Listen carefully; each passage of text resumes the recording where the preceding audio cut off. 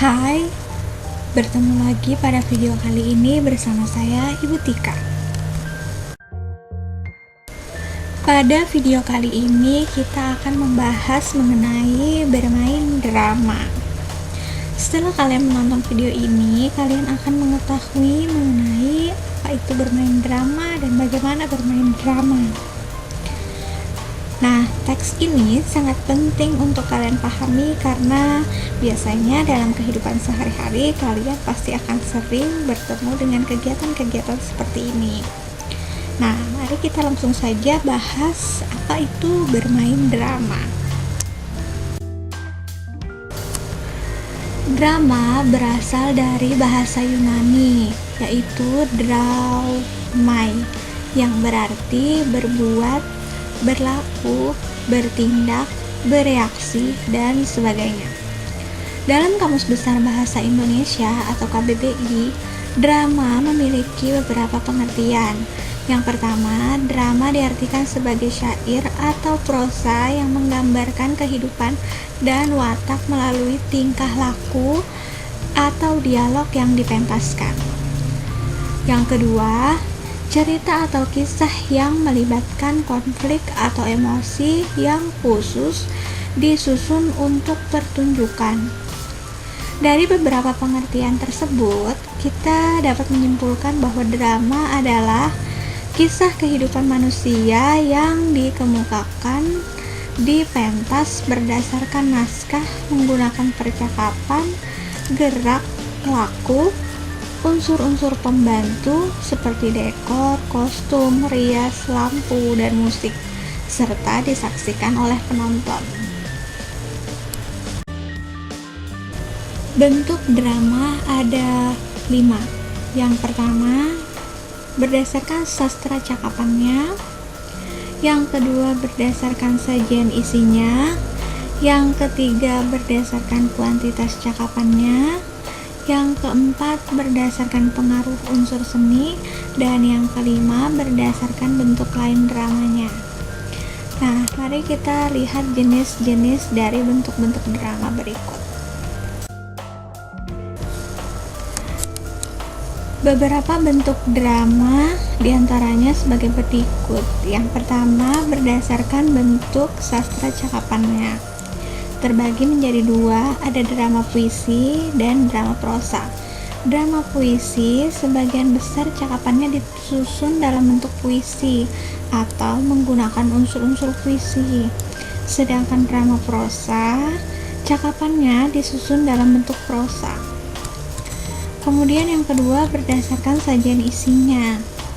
Terbagi menjadi 3. Ada tragedi atau drama duka, yaitu drama yang menampilkan tokoh yang sedih atau muram, yang terlibat dalam situasi gawat, serta sesuatu yang tidak menguntungkan. Keadaan tersebut mengantarkan tokoh pada keputusasaan dan kehancuran. Dapat juga berarti drama serius yang melukiskan pertikaian di antara tokoh utama dan kekuatan yang luar biasa yang berakhir dengan malapetaka atau kesedihan. Yang kedua, komedi atau drama ria. Drama ringan yang bersifat menghibur, walaupun selorohan di dalamnya dapat bersifat menyindir dan berakhir dengan bahagia. Yang ketiga, tragikomedi atau drama duka ria, yaitu drama yang sebenarnya menggunakan alur duka cita tetapi berakhir dengan kebahagiaan. Ketiga, berdasarkan kuantitas cakapannya. Ada pantomim, yaitu drama tanpa kata-kata. Ada mini kata, yaitu drama yang menggunakan sedikit sekali kata-kata. Dan ada dialog monolog, yaitu drama yang menggunakan banyak kata-kata. Berdasarkan besarnya pengaruh unsur seni lainnya. Ada opera, yaitu drama yang menonjolkan seni suara atau musik. Sendra tari atau drama yang menonjolkan seni drama dan tari. Dan tablo, yaitu drama tanpa gerak atau dialog. Terakhir, bentuk-bentuk lainnya.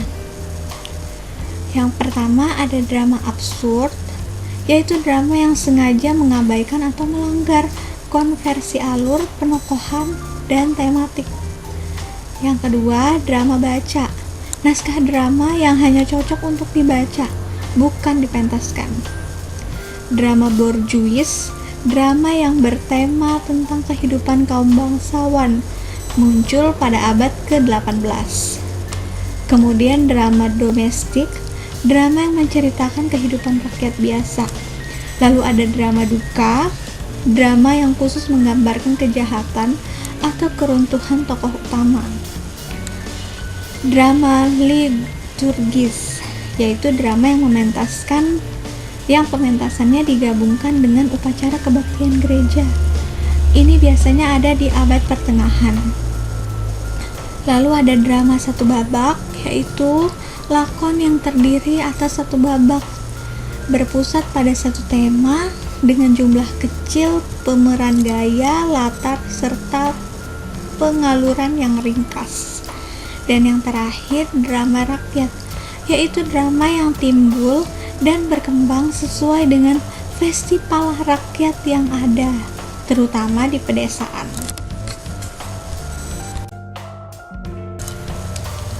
Unsur-unsur drama. Yang pertama ada latar. Latar adalah keterangan mengenai tempat, waktu, dan suasana dalam naskah drama. Latar tempat yaitu penggambaran tempat kejadian di dalam naskah drama seperti rumah, medan perang, atau meja makan. Kemudian ada latar waktu, yaitu penggambaran waktu kejadian di dalam naskah drama seperti pagi hari, atau pada tanggal berapa, atau pada jam berapa.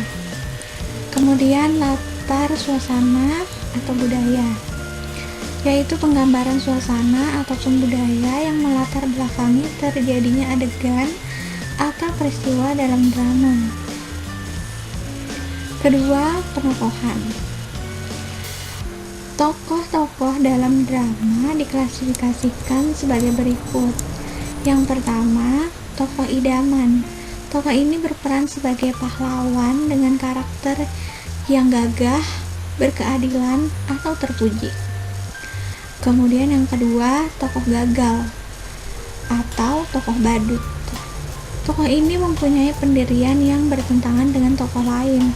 Kehadiran tokoh ini berfungsi untuk menegaskan tokoh lain itu. Lalu yang ketiga ada tokoh statis.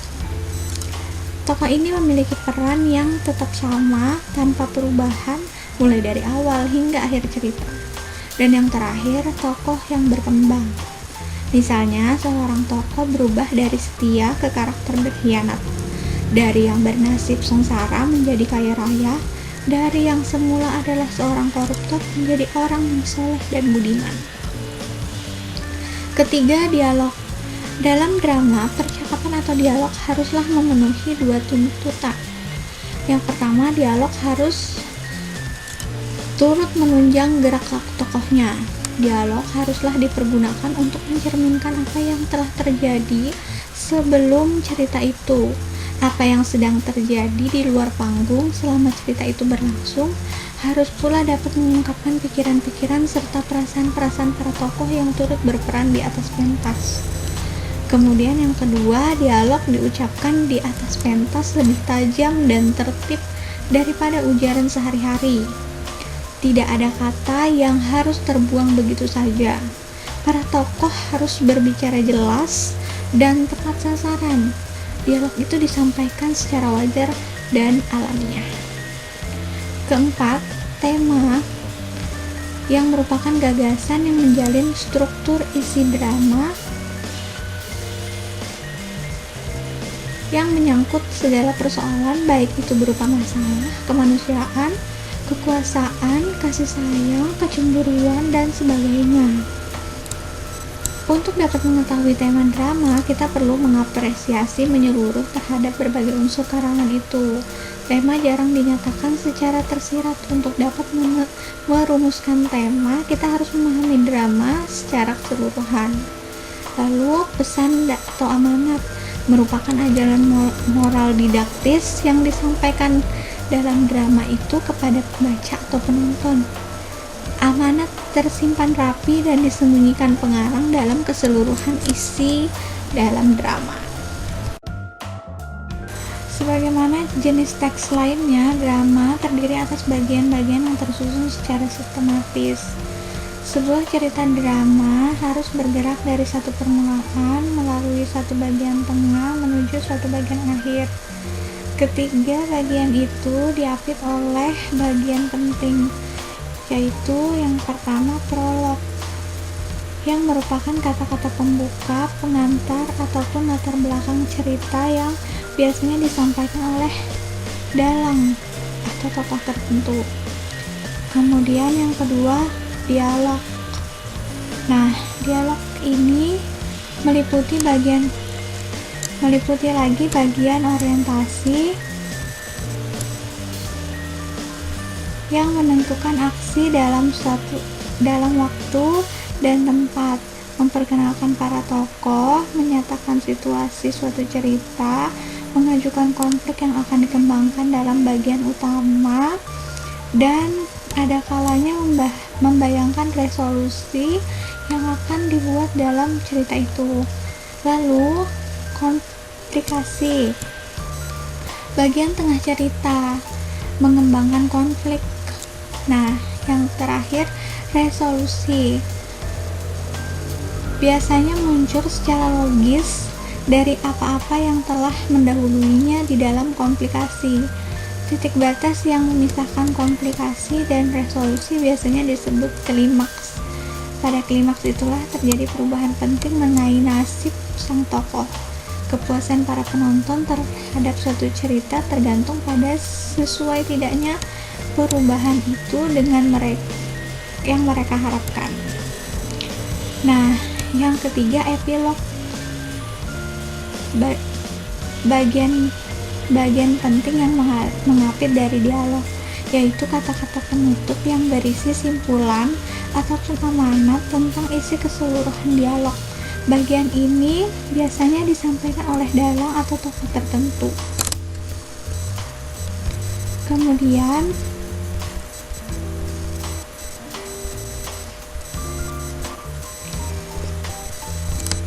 dalam dialog ada 3 elemen, yaitu yang pertama elemen tokoh atau pelaku yang mempunyai peran yang lebih dibandingkan pelaku-pelaku lain. Sifatnya bisa protagonis atau antagonis. Kemudian ada wawancang. Wawancang itu adalah dialog atau percakapan yang harus diucapkan oleh tokoh cerita. Lalu ada kerama agung yang merupakan petunjuk perilaku, tindakan, atau perbuatan yang harus dilakukan oleh tokoh. Dalam naskah drama, kerama agung dituliskan dalam tanda kurung, biasanya cetak miring. Berikut ada contoh naskah drama yang menjelaskan struktur drama tadi. Seperti yang kalian ketahui bahwa struktur dari naskah drama itu terdiri atas prolog, dialog, dan epilog. Nah, prolog ini adalah kata pembuka atau pengantar yang biasanya disampaikan oleh dalang. Nah, contohnya seperti itu, tapi bentuknya bukan dialog, tapi bentuknya adalah pernyataan. Kemudian yang kedua ada dialog. Nah, dialog itu ciri-cirinya yang pertama ada menjelaskan nama tokoh, diawali dengan nama tokoh, kemudian diikuti dengan titik 2, lalu diikuti lagi dengan kerama agung, yang seperti tadi dijelaskan bahwa kerama agung itu adalah penjelasan tindakan perilaku si tokoh, apa yang dilakukan si tokoh, kemudian diikuti dengan diakhiri dengan percakapan si tokoh. Nah, kemudian dialog ini terbagi lagi menjadi 3. Ada orientasi yang berisi tentang penentuan aksi dalam waktu dan tempat, memperkenalkan para tokoh, menyampaikan situasi suatu cerita, mengajukan konflik, dikembangkan, dan lain sebagainya, atau biasa disebut dengan pembuka, tapi bentuknya adalah dialog, bukan pernyataan seperti prolog. Nah, kemudian Yang kedua ada komplikasi. Nah, komplikasi ini bagian dari tengah cerita, biasanya mengembangkan konflik, bentuknya juga dialog. Nah, kemudian yang ketiga ada resolusi. Nah, resolusi ini adalah penutupnya atau biasanya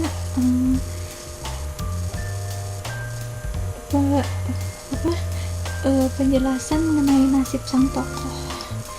Nah, itu biasanya bentuknya juga berbentuk juga dialog.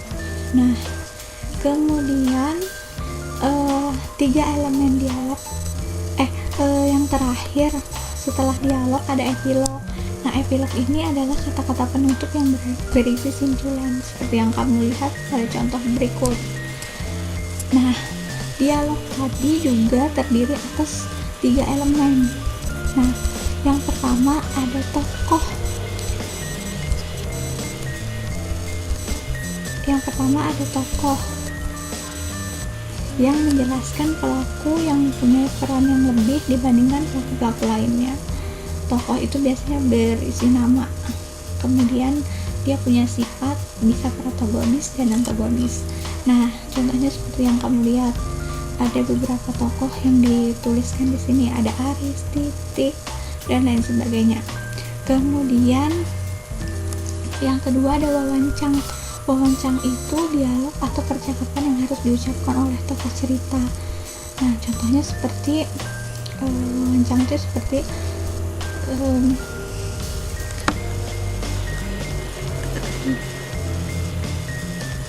hai misalnya. Nah, itu termasuk wawancang.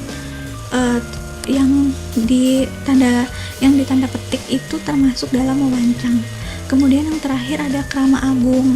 Nah, krama agung itu adalah petunjuk perilaku yang biasanya ditandai dengan dituliskan dalam tanda kurung atau bercetak miring. Ada beberapa sumber yang dapat kita gunakan untuk menulis naskah drama. Yang pertama, bisa ditulis dari karya yang sudah ada, semacam dongeng, cerpen, atau novel. Nah, menulis naskah drama dari karya yang sudah ada itu tidak terlalu sulit, karena ide cerita, alur, latar, dan unsur lainnya itu sudah ada. Nah, tinggal kita yang mengubah formatnya saja ke dalam bentuk dialog. Seperti yang kita ketahui bahwa ciri utama drama adalah bentuk penyajiannya yang semua berbentuk dialog. Jadi tugas kita hanya mengubah keseluruhan rangkaian cerita yang ada dalam novel, cerpen, atau dongeng ke dalam bentuk dialog. Nah, kemudian bisa juga berdasarkan imajinasi atau pengalaman sendiri ya, atau pengalaman orang lain. Nah, kita bisa menggunakan pengalaman sehingga akan mudah menceritakannya ke dalam bentuk drama karena kejadiannya teramati, terdengar, dan bahkan terasakan secara langsung. Nah, karangan itu akan lebih lengkap karena melibatkan banyak indera, tidak hanya penglihatan maupun pendengaran, tetapi juga indera-indera yang lain. Nah, berikut cara untuk menulis naskah drama dari pengalaman sendiri atau orang lain. Yang pertama, kita harus mendaftarkan pengalaman-pengalaman yang paling menarik. Kemudian yang kedua, pilih satu pengalaman yang memiliki konflik yang kuat dan melibatkan cukup banyak tokoh. Kemudian yang ketiga, catat nama tokoh-tokoh beserta karakternya. Jelaskan pula latarnya, baik waktu, tempat, dan suasana. Kemudian catat topik-topik yang akan dikembangkan dalam drama tersebut. Nah, terakhir, mengembangkan topik-topik tersebut ke dalam dialog. Menganalisis isi dan kebahasan drama. Yang pertama, menganalisis isi drama, atau biasanya ini lebih ke mengarah pada tema drama. Adapun yang dimaksud dengan tema itu merupakan gagasan umum dalam suatu drama yang disampaikan oleh pengarang kepada pembaca atau penonton. Tema juga dapat diartikan sebagai inti atau ide dasar sebuah drama. Dari ide dasar itulah kemudian drama terbangun. Tema merupakan pangkal tolak pengarang atau sutradara dalam merangkai cerita yang diciptakannya. Tema drama merujuk pada suatu yang menjadi pokok persoalan yang ingin diungkapkan oleh penulis naskah. Berdasarkan keluasan tema, dikelompokkan menjadi dua jenis. Ada tema utama yang berarti tema secara keseluruhan yang menjadi landasan dari lakon drama, dan tema tambahan yang merupakan tema-tema lain yang terdapat dalam drama yang mendukung tema utama. Nah, tema-tema itu biasanya disampaikan secara eksplisit. Setelah menyaksikan seluruh adegan dan dialog antar pelaku dalam pementasan drama, kita baru akan dapat menemukan tema drama itu. Nah, kita harus menyimpulkan dari keseluruhan adegan dan dialog yang ditampilkan. Kemudian, kebahasaan dalam drama. Kebahasaan dalam drama yang pertama itu banyak menggunakan kata yang menyatakan urutan waktu atau biasa disebut dengan konjungsi kronologis. Biasanya diikuti dengan kata sebelum, sekarang, setelah itu, mula-mula, atau kemudian. Yang kedua, banyak menggunakan kata kerja yang menggambarkan suatu peristiwa yang terjadi. Lalu yang ketiga, banyak menggunakan kata kerja yang menyatakan sesuatu yang dipikirkan atau dirasakan oleh tokoh. Biasanya ini masuk di Kramago. Lalu yang keempat, menggunakan kata-kata sifat untuk menggambarkan tokoh, tempat, atau suasana. Nah, itulah tadi menganalisis isi dan kebahasan drama. Ada dua langkah utama yang harus dilakukan ketika akan mementaskan drama. Yang pertama, memahami naskah drama dan karakter tokoh yang akan kita perankan, yakni melalui dialog-dialognya serta krama agung atau petunjuk laku yang dinyatakan langsung oleh pengarang. Kemudian yang kedua, memerankan tokoh dengan memperhatikan aspek lafal yang merupakan cara seseorang dalam mengucapkan kata atau bunyi bahasa. Kemudian intonasi, naik turunnya lagu kalimat. Kemudian nada atau tekanan, kuat lemahnya penurunan suatu kata dalam kalimat. Kata yang ingin diperjelas maksudnya mendapat tekanan lebih kuat daripada kata-kata lainnya. Kemudian mimik, yang merupakan ekspresi atau raut muka yang menggambarkan suatu emosi, baik itu sedih, gembira, kecewa, takut, dan sebagainya. Mimik ini berperan dalam memperjelas suatu maksud tuturan. Lalu yang terakhir, gerak-gerik, berbagai gerak pada anggota badan atau tingkah laku seseorang dalam menyatakan maksud tertentu. Misalnya seperti anggukan kepala atau menggigit jari.